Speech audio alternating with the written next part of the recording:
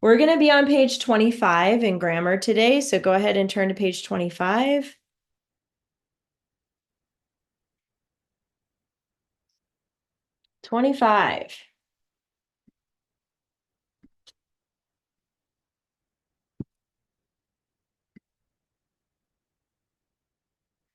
Talking about adverbs today, and you're familiar with those. We already use those in our writing this year, so usually they have an ly. Those are pretty easy to find, but sometimes they don't. But they do answer these questions, and basically an adverb modifies a verb. It tells more about the verb or an adjective or another adverb. So these are the questions that it answers: how, when, where, why, to what extent. It does say to memorize that. I recommend memorizing those questions when you're looking for an adverb, because that will help you identify it in the sentence. How, when, where, why, and to what extent. And then you're going to write ADV above each ly adverb. Most of them will be ly. I'll tell you that. The example says, the deer carefully hid in the secluded thicket. Carefully has an ly and is telling how the deer hid. The deer hid carefully. So that becomes the adverb. This is just saying that the ly adverb dresses up writing. You use them and underline them in your writing. It really helps make your stories sound so much better when you add these types of words in there. There's a place at the very back of the book called Appendix 2, where there's lines and spaces for you to write your own list of ly adverbs if you want. Sometimes in this book, you might come across one and you like it and you think, wow, that's a good ly word. I want to use that. You can write it down in the back of the book and use that list later when you write your stories. Okay. The next thing we're going to talk about is called noun of direct address. We talked about it a little bit last year in JC's class, but basically it is a noun. And when I see direct address, that just means that when you're directly addressing someone, you're talking to someone, you usually say their name or hey you or something like that. But usually it's your name, it's somebody's name. So when you're talking, like let's say you're talking to your mom and you ask your mom, what are we having for dinner tonight? Saying mom is you're addressing her, you're talking to her. So that is a noun of direct address. In this example, it's Robin. So the first one says, Robin, tomorrow you will win the contest, his friend said. So notice it's speaking, it's a speaking part. And anytime you see a noun of direct address, it's going to be part of a quote like that. He says he's talking to Robin. So he's addressing Robin, saying, Robin, tomorrow you will win the contest. Notice there's a comma after Robin. And there's a comma at the end of the quote inside the quotation mark, and then the attribution, his friend said. Look at the next example here. It says, tomorrow, Robin, you will win the contest, comma, his friend said. So this time, Robin, the noun of direct address is in the middle of the sentence. Sometimes it goes there. If that's the case, you're going to put a comma before and after that. Here comes Lucy. We'll fill her in here in a minute. The third example here says, tomorrow you will win the contest, Robin, his friend said. So the noun of direct address is at the end on that example, but there's still a comma right before. So anytime you have noun of direct address, you're going to use commas. Okay. Because I'm just going to read this little paragraph here. Because a noun can perform only one function in a sentence, a noun of direct address is never the subject of a sentence. In these sentences, the noun of direct address is Robin, because that is the noun used to directly address Robin. The subject is the pronoun you. All right, so since it's the noun of direct address, we're not going to count that as the subject. It's you whenever you have a speaking part like that. Basically, the comma separates out that noun, that name, whether it's at the beginning, in the middle, or the end. Commas go around it. And in this book, they're going to leave out the commas on purpose, and you got to figure out where they go. Okay. Like this bottom example on the bottom of the page here. Robin, you should enter the contest, his friend suggested. Again, talking to Robin, even though the subject is you here. This is the noun of direct address, Robin, and that's when you need a comma. Lucy, you're back. Are you there? Can you hear me okay? Come in, Lucy. Oh, hey, there she is. Can you hear me okay? Thumbs up. Tilt your camera down a little bit. I just see like the top half of your face. There we go. Good. Okay. We just finished page 25 and I'm recording this. So if you want to go back later and watch that, you can. Grayson or JC, do you have any questions about this page that we just went over? Okay, good. Let's turn to 26.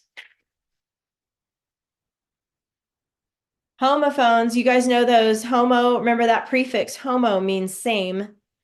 Phone means sound. So a homophone means same sound. It's a word that sounds like another word, but is spelled differently and has a different meaning. Correctly use the homophones its and your. When you say them, they sound the same. It's and your, but they're spelled differently. So its without the apostrophe is a possessive pronoun. It's target, meaning the target belongs to it. That's one of those things you just have to memorize. What can I say? Because if I were to say it's JC's target, you would put an apostrophe S for that, right? Because then the target would belong to JC. But with the word it, there's no apostrophe. It's just its target. Because when we add an apostrophe right here, the next example, that becomes a contraction forever and ever. That will always be a contraction. Okay, that doesn't change. And the contraction is it is. They put it together for its with an apostrophe. It's spring. Actually, right now, it's fall, right? It's the beginning of fall right now. It is spring. So look down at your right here. There's two different ways to spell your, Y-O-U-R and Y-O-U apostrophe R-E. A lot of people get this mixed up. A lot of people do. So it bugs me sometimes. Your, Y-O-U-R, without the apostrophe is a possessive pronoun. Your bow, that means the bow belongs to you. That's your bow. Y-O-U apostrophe R-E is a contraction. You are, right? And they took out the A and R, put it together with an apostrophe, and now it's a contraction. It means you are. So here it says, where are we? You're right. Why? It's you are right. Y-O-U apostrophe R-E. You're right. All right. They're going to make these mistakes on purpose. Like usual, you have to figure it out. You have to look at it and go, did they spell it right? Does it need an apostrophe? Do I need to fix this? Here's your example of how you're going to fix it. It's trying to hide, but its antlers are showing. So it is trying to hide makes more sense. So you would draw a line through the wrong one and write it correctly above it. And this one is wrong. It's not, it is antlers. That doesn't even make sense. It's ITS without the apostrophe. And then next example, you're on your way to the archery contest. You are on your way to the archery contest. So you're just going to draw a line through it and spell it correctly above it. Any questions about homophones? Good. All right. Does anybody feel like reading the sentences today? You don't have to, but if you want to, thank you, JC. Yes, that would be great. Robin immediately took offense and challenged the forester. Sir, do you see the deer at the edge of the wood? I bet you 20-pound die can hit it. Good. Offense. That was very good reading. And that word offense is like when you're offended, right? When something really bothers you or makes you upset. Um, offense is that word there. So we can check vocabulary. My pen here. 4 articles, you guys know those now. So go ahead and mark the 4 articles by yourself.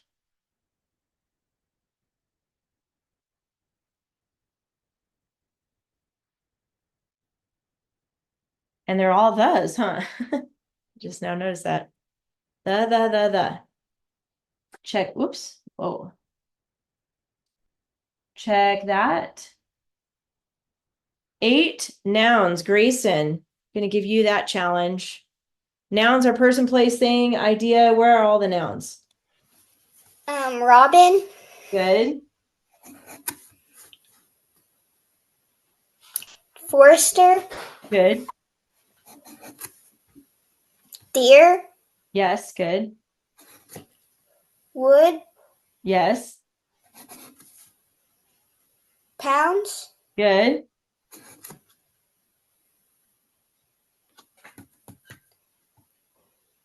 You're missing a couple, I think. Yeah, 2. No, 3.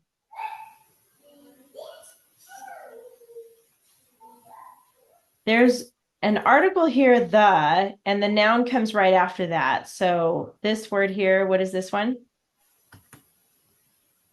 egg.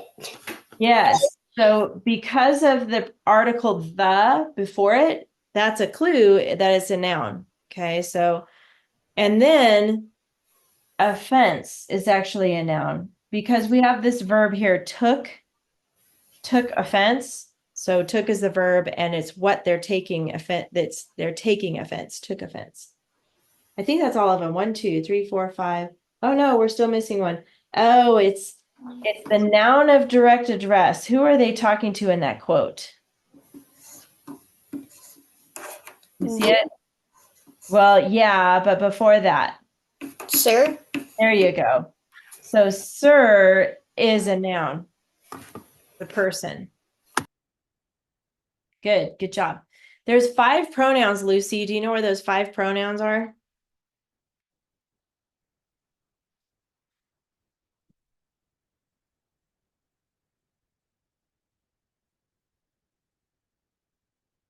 Those are words like, he, her. I think I do.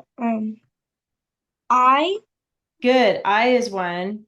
both of the I's or just one? Both of them. You're right.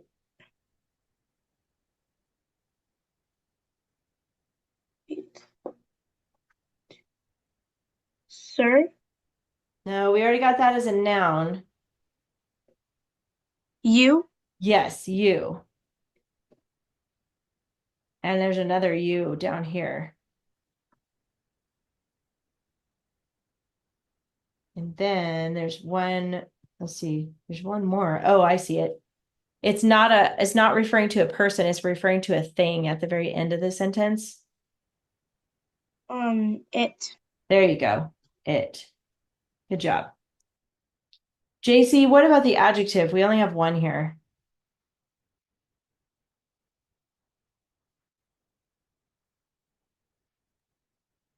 Plenty. Good, 20, yes. By the way, pounds, maybe you know this already, but that's a way they refer to money. In England, in Europe, they're called pounds instead of dollars. Okay, that was it for the adjective. Adverb, Grayson, where's the adverb?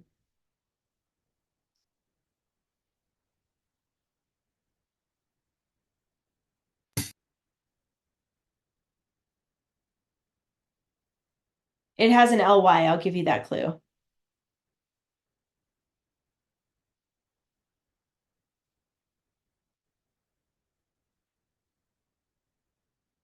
Immediately, There you go. You got it. Yes. ADV.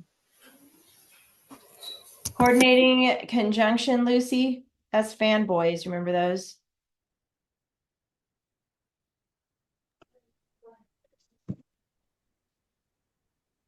Took.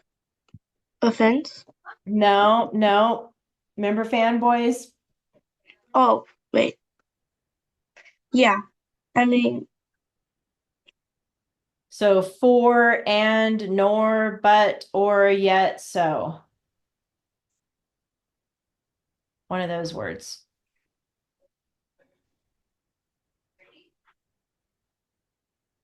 I don't know. I don't see it.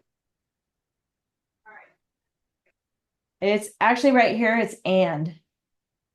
Oh, Because the A in fanboys stands for and. You guys should try to memorize this. I know JC hasn't memorized because we talked about it a lot last year, but try to remember what fanboy stands for, because that's going to help you find those coordinating conjunctions. We need to label that page, by the way. We should do that. Check that. Prepositional phrases. JC, do you see where those are?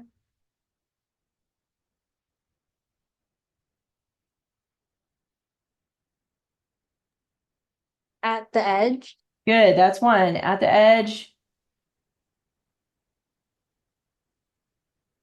What's the other one?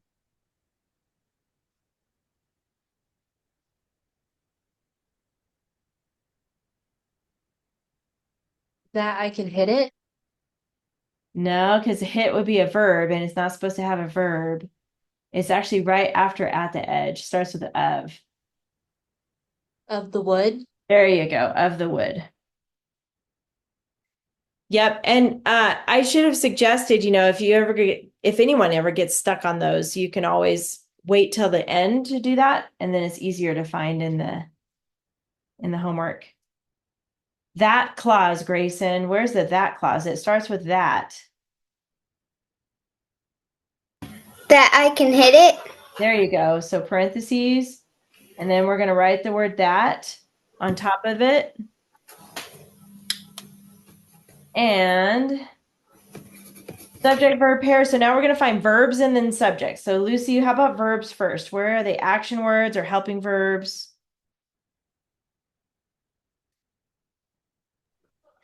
Took. Good. Took is one. Can. Yes.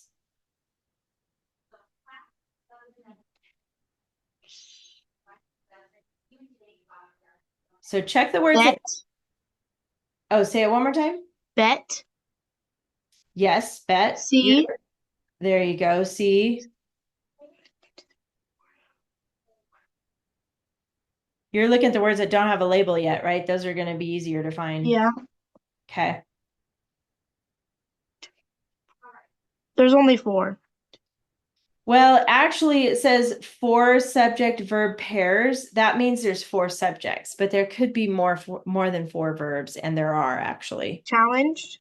Good. Challenge is one. There's actually another one. 2 more. Do. Yes. One more. It. Yes.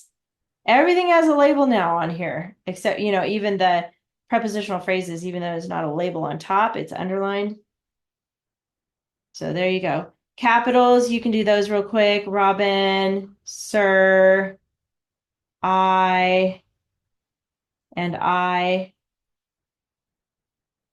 Commas. When we're listing 2 things like these 2 verbs, took and challenged, we do not need a comma when we're listing only 2 things, so we can take that one out. And then, like I said earlier, sir is that noun of direct address. So you do need a comma right after sir because it's a noun of direct address. And then the end mark is a period.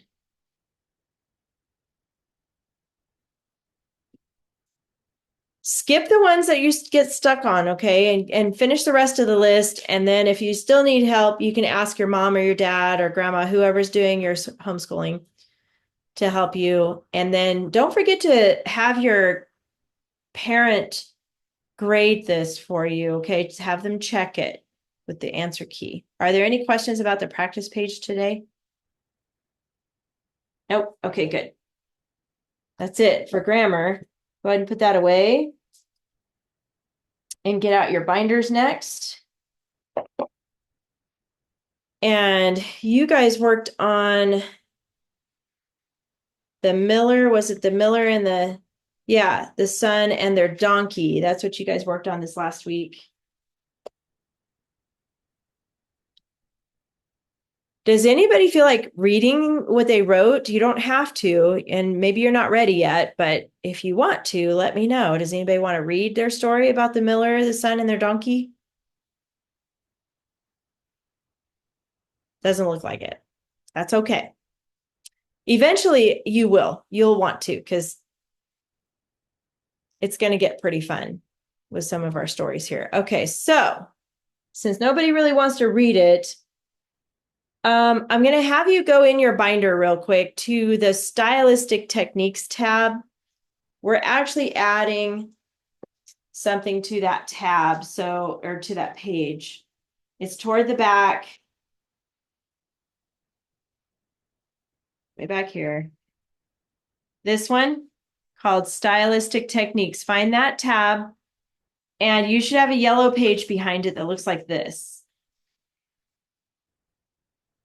Okay, you should already have on here ly adverb and who which clause, and we're going to add a third one.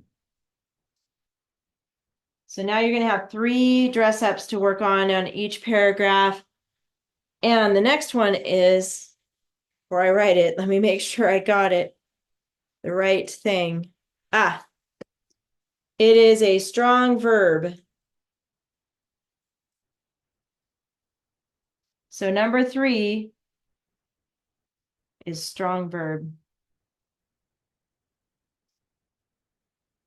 You guys know what verb is.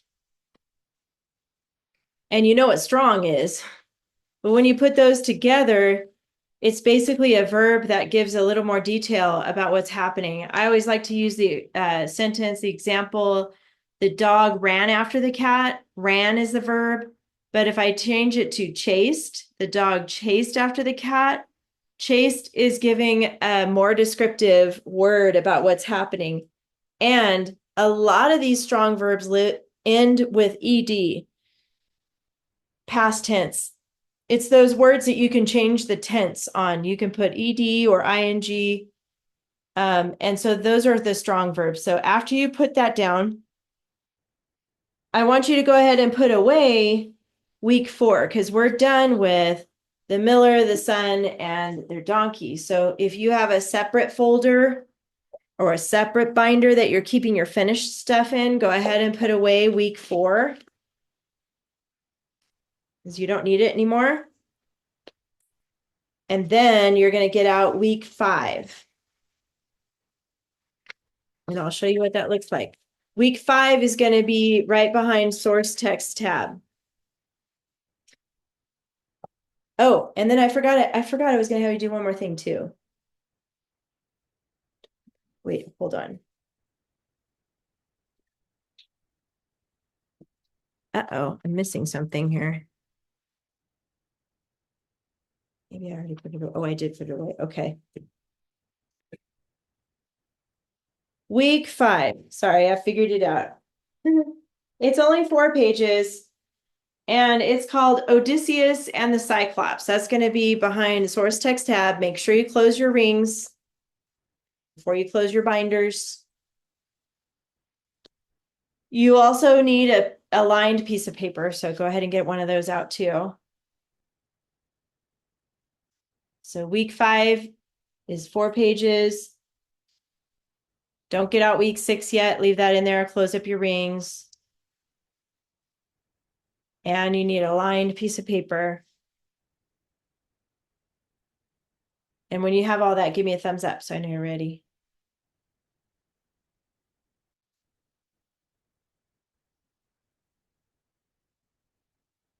Okay. Okay.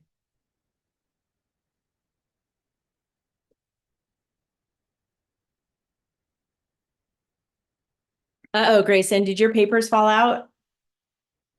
Oh, good. Okay, but I see your thumbs up. Okay, good. Scared me for a second. Got to make sure to close up those rings. That's super important. We're going to start with the blue page right here. So go ahead and get this page out. JC's probably thinking, oh boy, here we go. She knows what these are. And you guys are about to learn what these are. They are called banned words. And it's not because, by the way, a banned word means you cannot use it anymore in your writing. And it's not because they're bad words, it's because they're boring words. So this is one of the rules in this class is you have to not use some words. And the first one is going to be say, said. So this is how I want you to write it. At the box at the very top where that diagonal line is, I want you to put say in the top part and said in the bottom part like that. Say, said. And this is a tough one because whenever we have a story and characters are talking to each other, we always want to just say said, like he said and she said and he said and they said, and but you cannot use said anymore. So, what are some words we can use instead of said? What's another way to say that? You guys have any ideas? Lucy, what's your idea? Exclaimed. Ooh, yeah, I like that one. Exclaimed. Good. We're going to make a list under it here in this spot for other ideas. These are good words that we can use instead of say said. JC, did you have one too?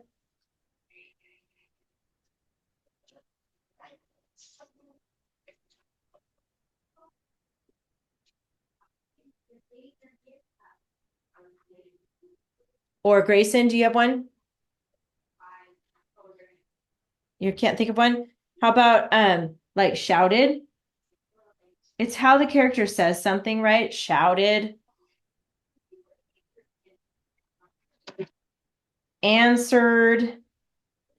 Let me know if you guys think of any as I'm writing these. JC? Cried. Good. Cried. And that's kind of not boo-hoo cried, but like cried out, right? He cried, watch out. Um, questioned is a good one.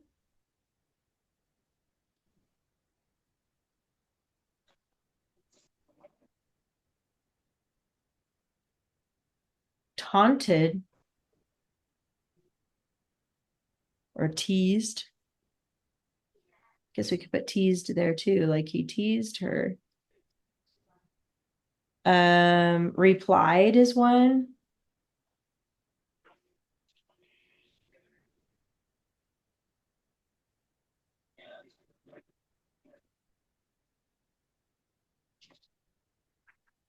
Whispered.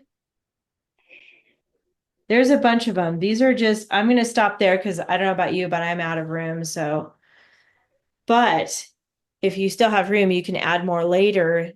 And if it's okay with your parents, you can Google, what's another word for said?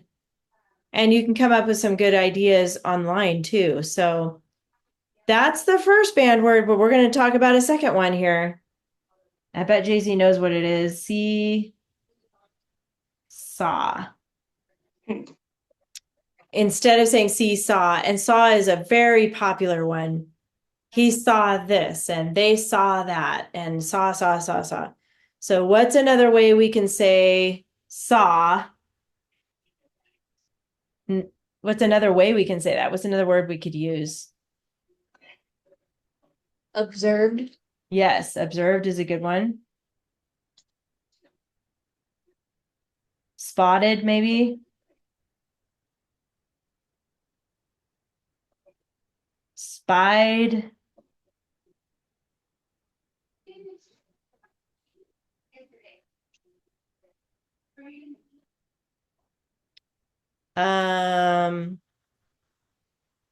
Watched.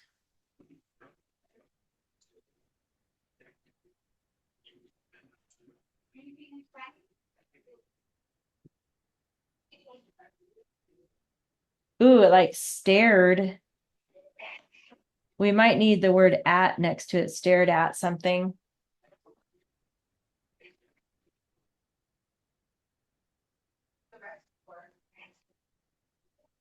Examined.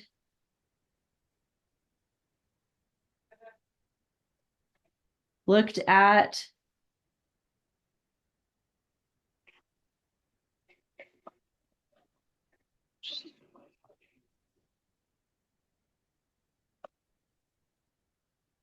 Any others? Okay. Grayson's like, no, I'm good. I'll stop there. There's more, but those are probably the main ones.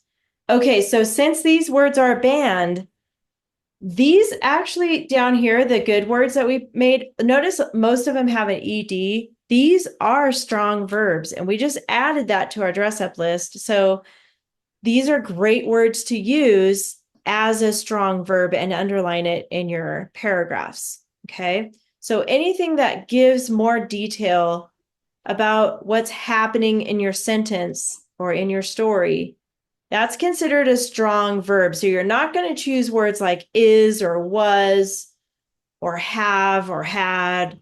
Those are not strong verbs. You're going to use verbs that really tell what's happening, like these words, and underline those. Okay. Any questions about strong verbs? You guys have any questions about what those are? Okay. Because I know that's new to some of you with your writing, but you're going to keep this blue page with your stuff here, your stack, but I want you to now find, you can put it at the back of the stack. I want you to find the story, and you're also going to need a lined piece of paper. So let's get out your lined paper first, actually, and the story. Put this away.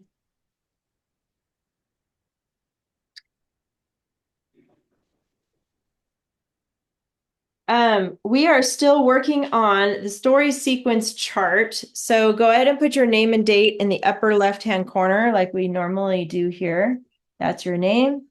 Today's date is 10/8/24. This story has a weird title, and it's actually one of my favorite stories because it's crazy. I'll just say that. I don't want to spoil it for you, so I'm not going to tell you what happens, but you'll find out soon. It's called Odysseus and the Cyclops. So go ahead and put Odysseus, skip a line under the date, and put the title, Cyclops. And this is a story sequence chart. It's like a keyword outline, which you guys are familiar with, but this is set up a little bit different because now we're looking at chunks of information instead of sentence by sentence. We're looking for chunks of information. That's the best way I can explain it. Skip a line, and then I want you to draw a line down the middle, kind of a little bit more to the left side of the paper. So you have a little bit more room on the right side of it, but somewhere in the middle there. And then on the right side of that line, you're going to start with your Roman numeral 1, and then 1, 2, 3, 4 for this.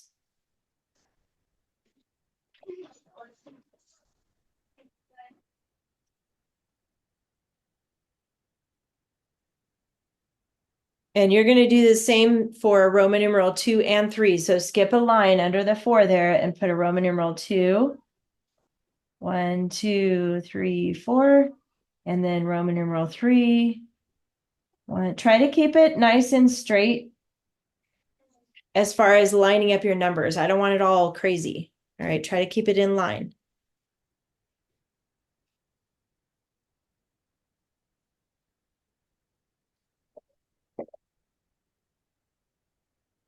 You already got that, Grayson? Good, okay. And then you're going to draw your line across right on top of each Roman numeral. So I go from that pink line all the way to the edge of my paper. And then right on top of number 2. Same with 3. And then at the very bottom, wherever that's at, just finish it off so it's nice and neat.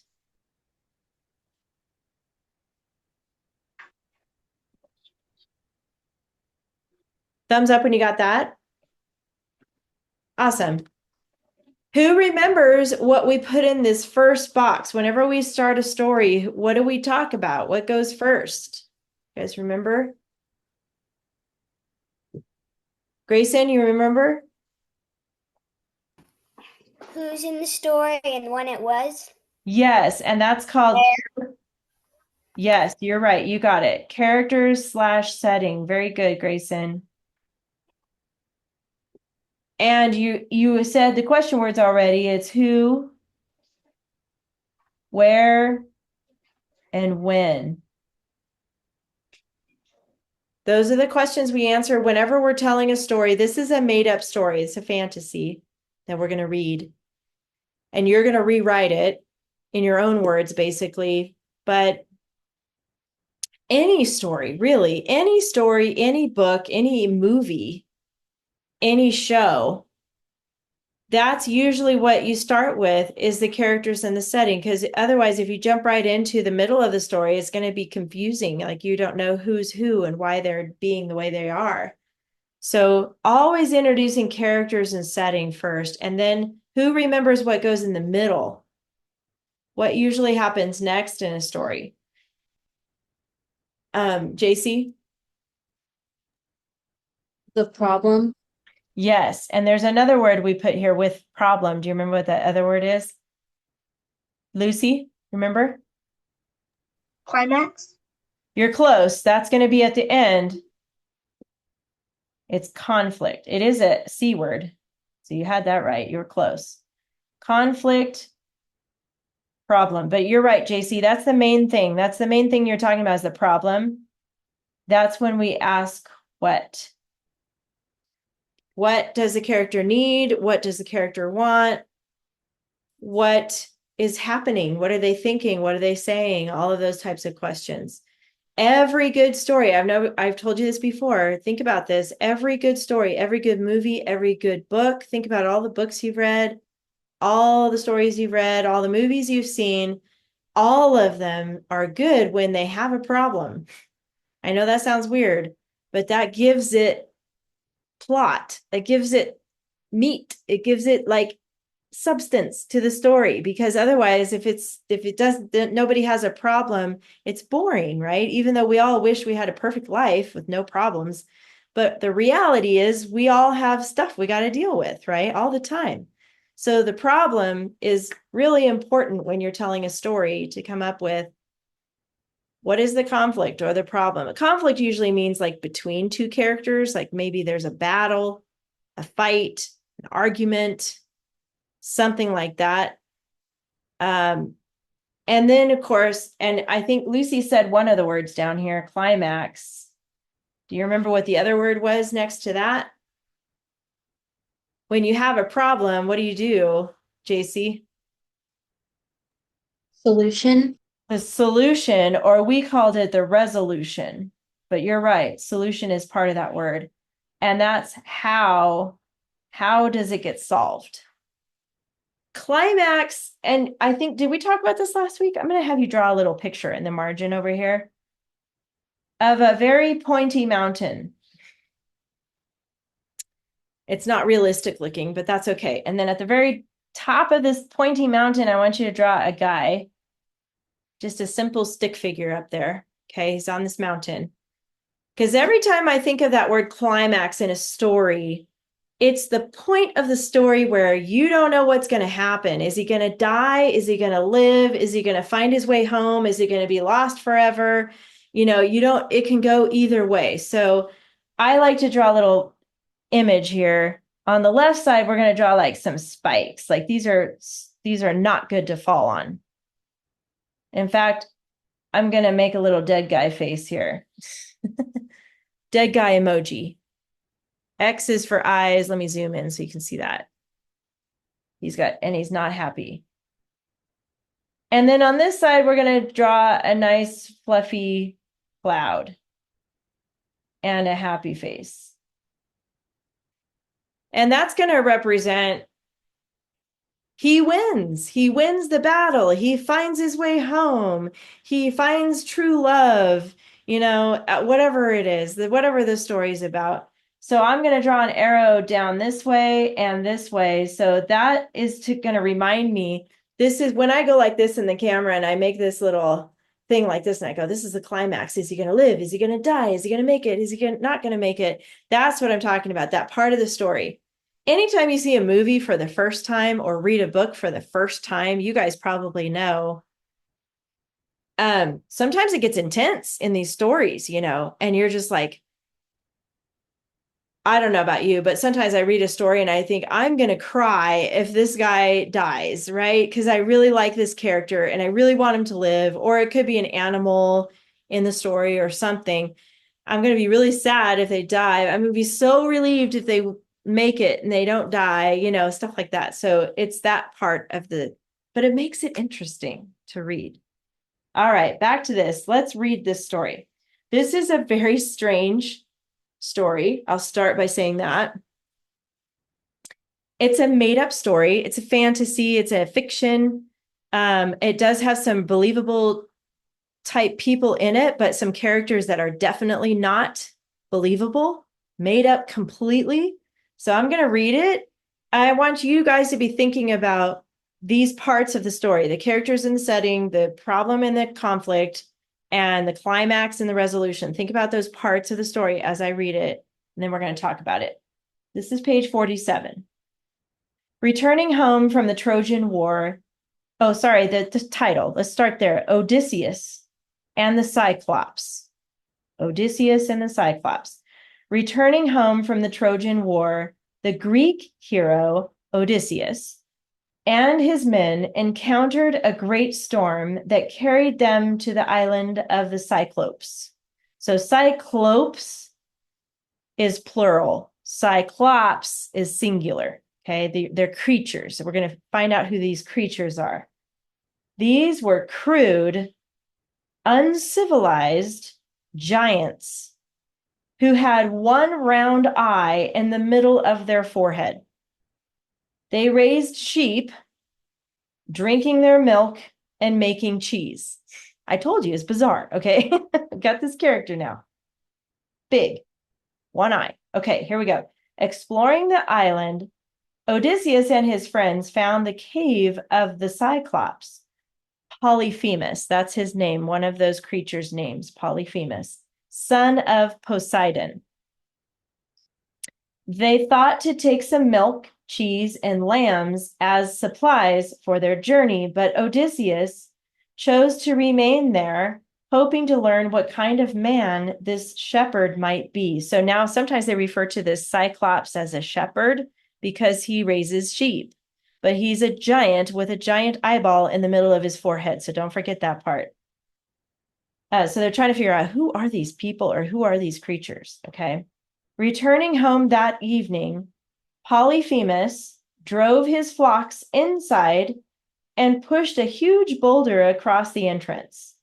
After he made a fire, he saw the Greeks hiding in a corner and asked them if they were pirates or traders.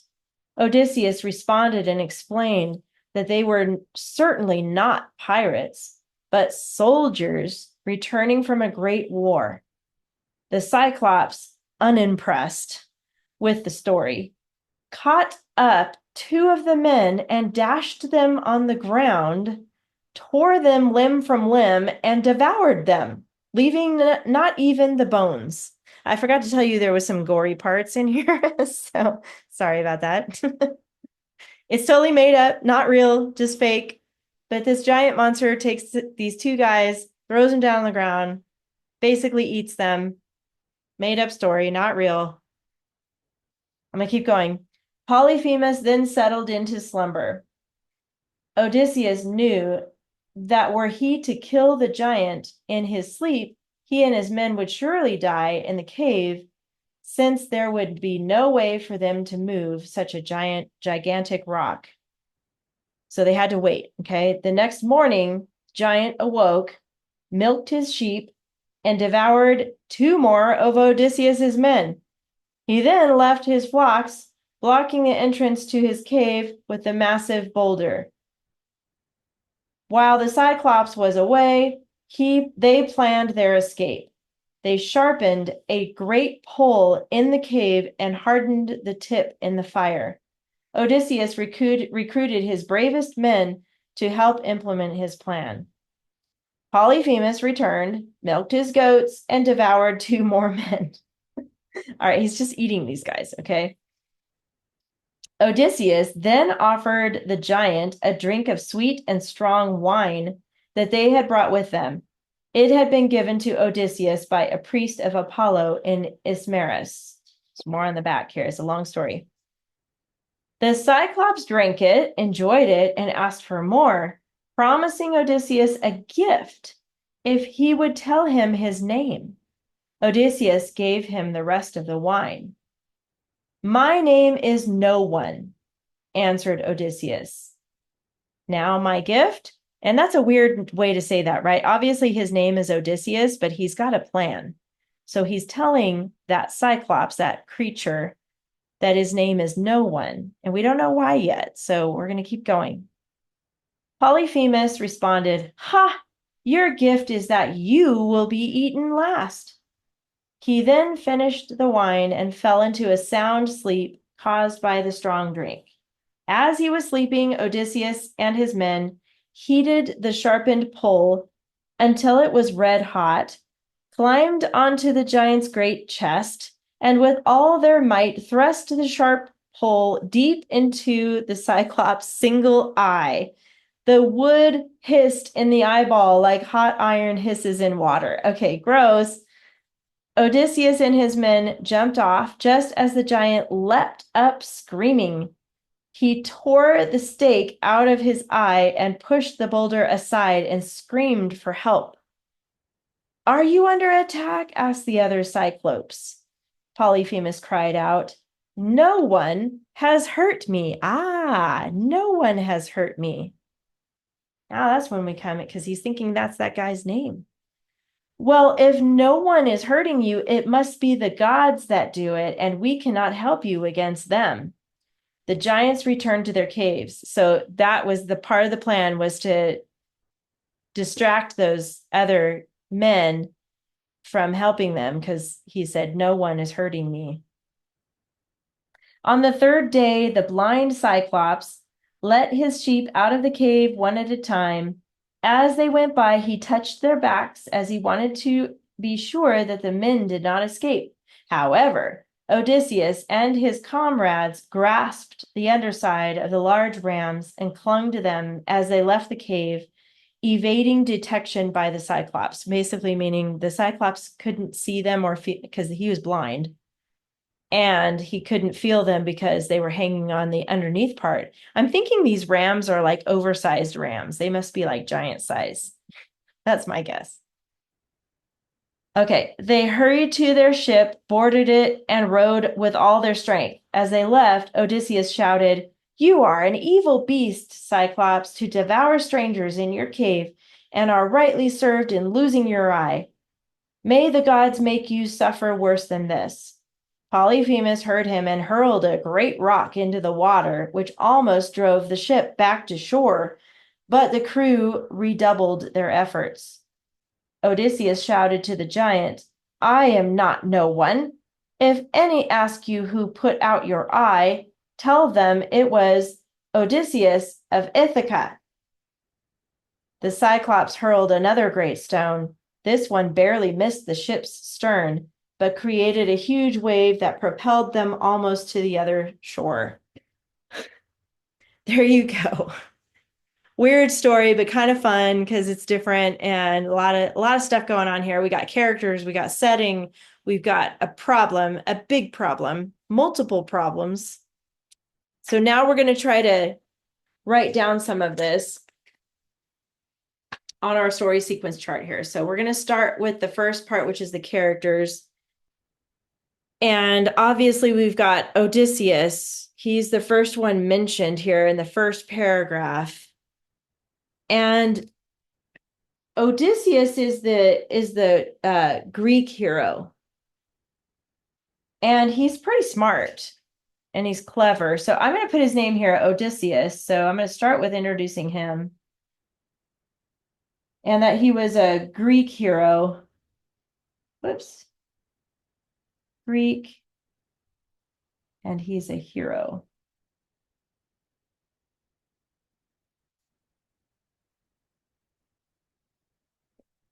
I'll start with, after you write that down, JC, who else is in this first paragraph? We have Odysseus.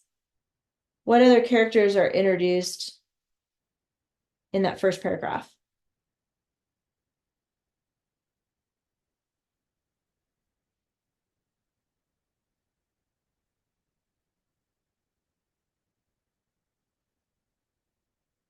I'm looking at the very first paragraph. So we have Odysseus. Who else is introduced here? His men. His men. And later he refers to them as comrades. You remember hearing that word? That's a kind of an old-fashioned term for friends. I kind of like that. I kind of like that word. So I'm going to put comrades here. Comrades, comrades. And then obviously we have the Cyclops, or the island of the Cyclopes. That's where they go. That's the place. So I think we should mention that here. Island. And then Cyclopes. Remember, that's the plural version of that word. And how would you describe, this is for JC again, how would you describe the Cyclops creatures? They have one big eye. One big eye. What else? How else would you describe them?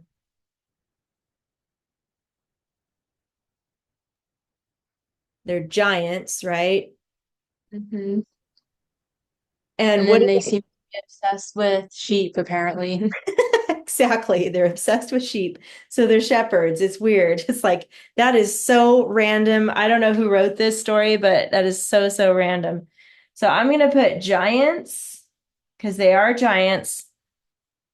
And what did they say about the eye? It's big, it's huge. I forget what word they used. Oh, one round eye in the middle of their forehead. I'm thinking it's big. I'm just going to put big. And I'm going to draw an eyeball. Mine's kind of a SpongeBob eyeball. And then forehead.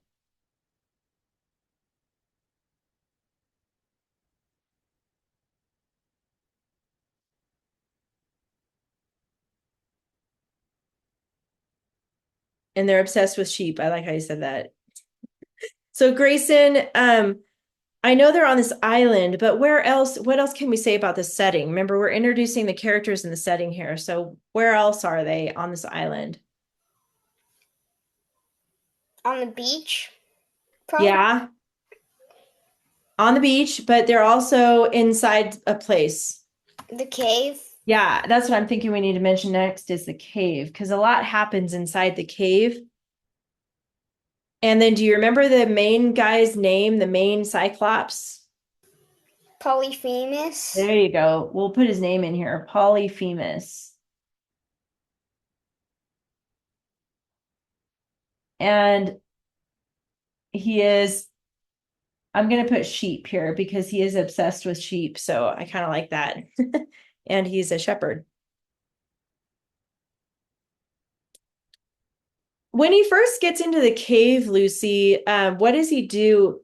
Like toward the beginning, I'm looking at kind of in that second paragraph.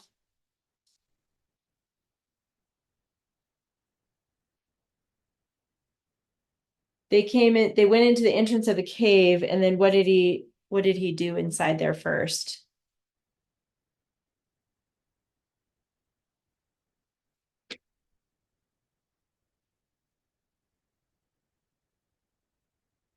Polyphemus drove his flock inside, pushed a huge boulder across the entrance, and then once they're inside, it's right in the middle of this second paragraph.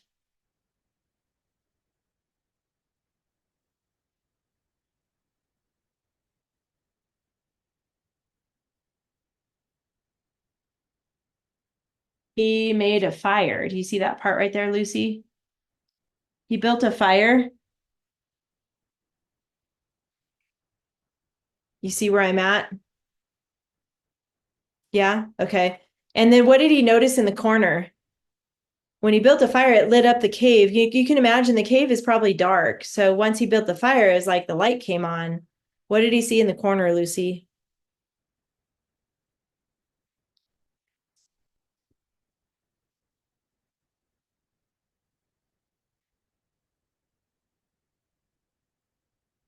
Right after that part where he built the fire, right in the middle of the paragraph. You see it right here? After he made Greeks it. hiding. Say it again? Greeks hiding. Yes, the Greeks were hiding, or the men that we talked about at the first part. So I'm going to put fire because he built this fire, and then men were in the corner. I'm going to put corner.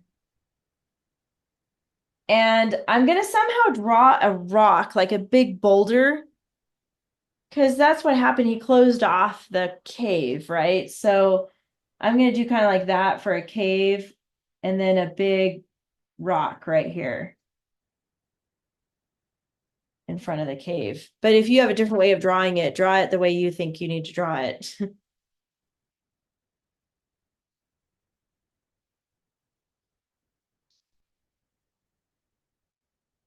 Okay. We are out of time. I was hoping to get this done, but that's okay. It took us a little bit longer on this one. So for your homework this week, I'm just going to have you finish this story sequence chart. Okay, we're not going to go into writing the paragraphs yet. I want to see if you can finish this by yourself. For this part, basically what you guys are going to do is follow what's happening in the story, follow the plot. So we already finished like this top part. Now we move into the problem, right? Because this is the middle part. They're trapped in this cave and they have to figure out how to get out. So that's the problem is where they are in this cave, and then how they solve the problem is how they get out. Obviously, they had to come up with a plan. They made the giant fall into a big sleep. And then they had this big pole that was sharpened and hot, and they stabbed him so he would be blind. And then they snuck out under the sheep. So you'll have to try to figure out how to add that to your story sequence chart here. These rules are the same, only 3 words, but you can use some numbers and symbols and abbreviations. Those you can use for free. So I'm not having you write yet. We'll do the writing part next week. You're just going to finish up these 2 parts of the story sequence chart, okay? Any questions about your homework? Nope, you're good? All right, good job today, you guys. I will see you next week. Bye.